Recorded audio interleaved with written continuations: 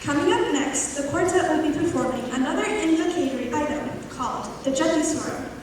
Similar to the performance you just watched and the Laripu, the Jatiswaram focuses entirely on the Nritta sector of Bharatanatyam. The meaning of Nritta is pure dance, putting more emphasis on the execution of complex edible combinations in rhythmic patterns, which you will see in this item through jatis and mostly korvas. But, unlike the Alaripu, the Jatiswaram is usually longer and includes dancing to swaras, which are Indian classical music notes, which means that there will be no sahityam or lyrics. Since the Jatiswaram is a Nritta piece, there will be less of a focus on abhigaya or emotions. And so instead of watching the girls portray stories in this item, you will instead be able to enjoy the harmony in how the beautiful music and rhythm flow together with the dancers' energetic movements, showcasing their ability to deliver difficult edible combinations with ease. This Jatiswaram in particular is from Dr. Sudharani Raghupati, set in Rasali Ragam and Aditalam, choreographed by Binanti. Please enjoy the Jatiswaram.